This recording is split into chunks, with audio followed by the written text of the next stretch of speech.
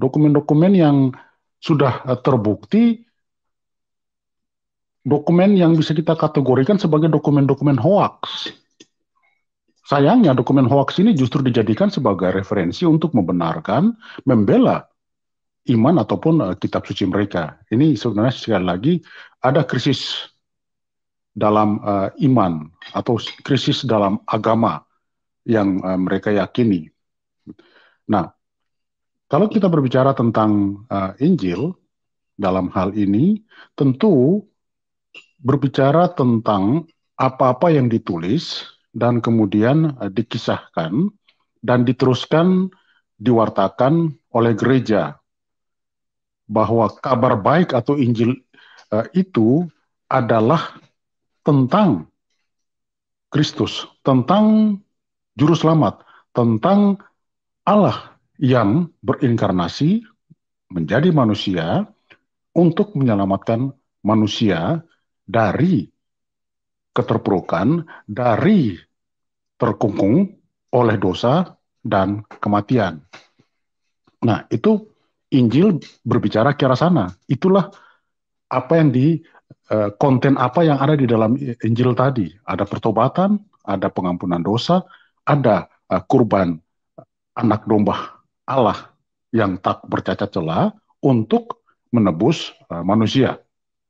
Nah, jika kita membuat paralelisasi terhadap apa yang mereka kenal juga dengan sebutan yang sama, yakni Injil, maka kita akan melihat ide yang berbeda. Kita akan melihat ada ide-ide yang memang sama sekali tidak kita kenal. Bahkan ide-ide yang muncul terdeteksi sebagai ide gagasan dari para heretik, para bid'ah yang justru diadopsi, seperti tadi sudah dijelaskan oleh Brogea, tentang kolidianisme, yang idenya kemudian ada di dalam kitab suci yang mereka yakini, dalam hal ini Kainama. Nah, ini kembali lagi memperlihatkan ada krisis dalam kitab suci mereka.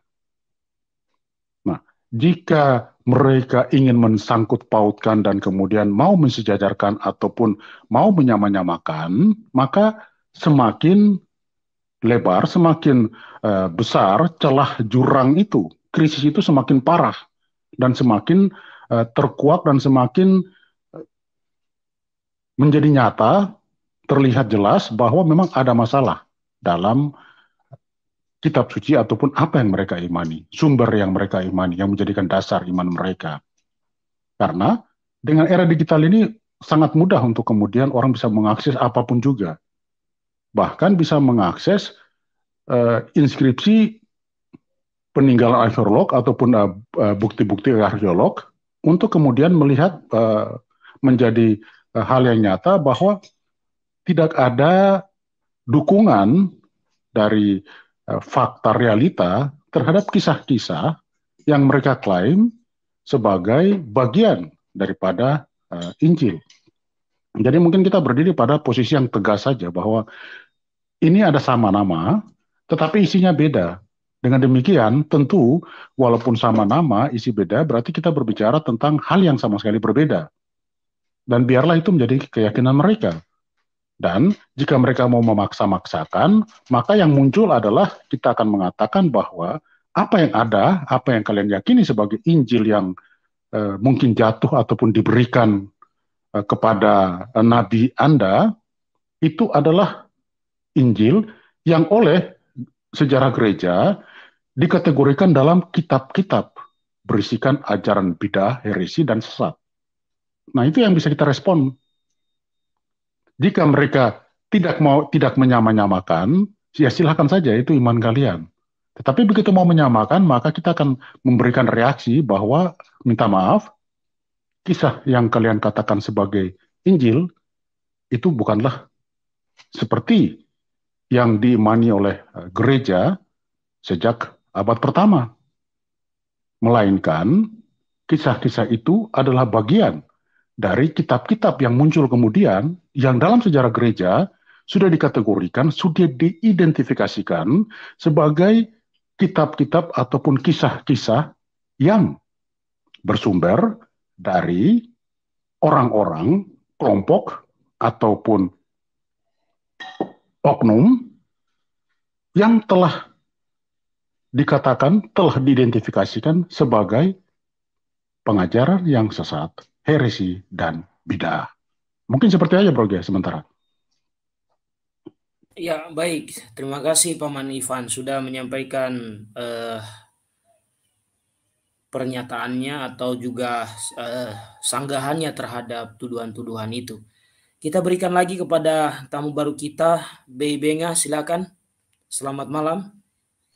Halo, selamat malam, Salve Bro Gea, Paman Salve. Ivan ganteng. Salve, Bro. Selamat malam, Tuhan Yesus memberkati kita semua baik Amin. di room maupun di live chat. Saya sepakat dengan apa yang disampaikan Paman Ivan, itu sama seperti saya gitu loh, Paman Ivan. Kenapa saya selama ini saya bertanya-tanya, terus saya kadang-kadang masuk ke live chat mereka. Ketika kita bertanya, mereka dengan menghujat gitu loh, Bro Ivan. Ya itu yang menjadi, kenapa saya selalu bertanya-tanya begitu? Kenapa mereka selalu kutip? Saya bertanya, kalau memang kalau Quran paling sempurna, kenapa masih kutip dari Alkitab? Sementara kalian bilang Alkitab udah dipalsukan. Pertanyaan saya, kenapa Anda berarti Anda masih ikut yang palsu? Oh, langsung dihabis-habisin. Dasar oten, nggak punya itu. Gitu loh, Paman Ivan.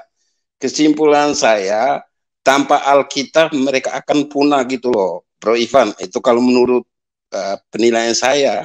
Makanya dengan menggunakan Alkitab itu kan memperkuat iman mereka gitu loh, Bro Ivan. Tidak salah, makanya saya bilang setuju saya yang disampaikan Paman Ivan. Sepemikiran bahwa walaupun cara penyampaian berbeda gitu loh, Paman Ivan.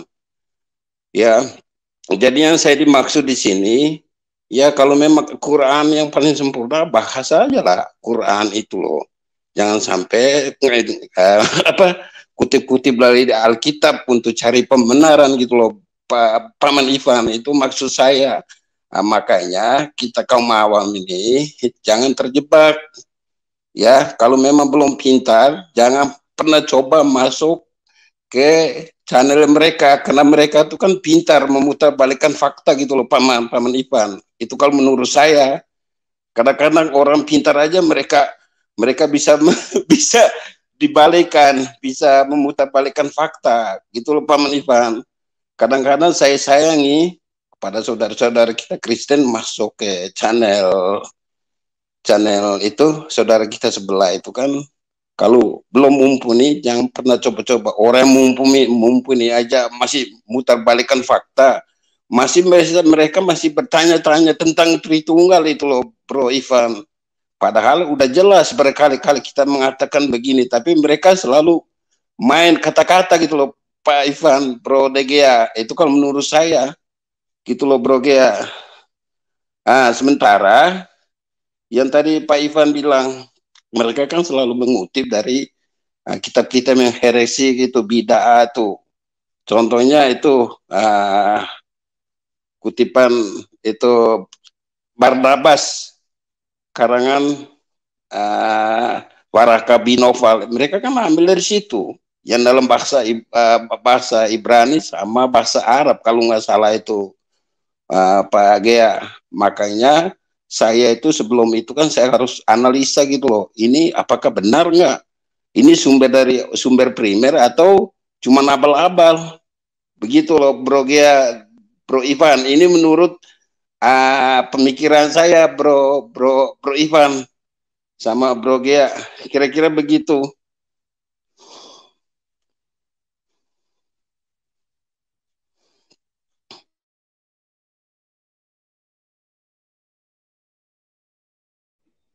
Ya, mungkin bisa ditanggapi Pak Ivan. Ya, Nanti saya juga. jadi memang ya, kalau kita membuat suatu perbandingan ya, Injil yang kita imani dan kemudian sesuatu yang namanya juga Injil yang diyakini ataupun diimani oleh saudara-saudara kita yang Muslim. Pertama, kita harus melihat bahwa yang kita katakan sebagai Injil adalah merupakan tulisan dari pengikut Kristus. Dalam hal ini para rasul dan mereka yang hidup sejaman dengan Yesus Kristus. Nah, sementara kalau kita mencoba untuk mendeteksi Injil yang mereka diyakini oleh saudara-saudara Muslim ini Injil yang seperti apa?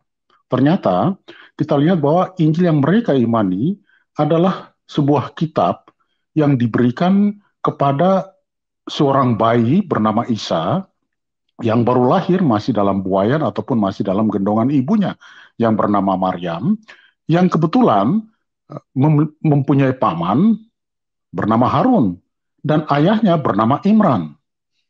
Nah, dari sini kita sudah bisa membuat suatu perbandingan secara singkat dan cepat bahwa Injil yang dimaksudkan atau yang diimani mereka tentu bukan Injil yang dikanon oleh gereja.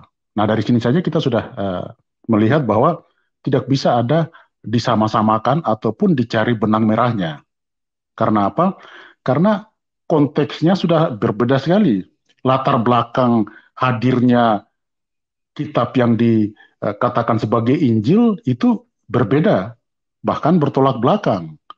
Nah, jika kita menelusuri fakta realitas sejarah, maka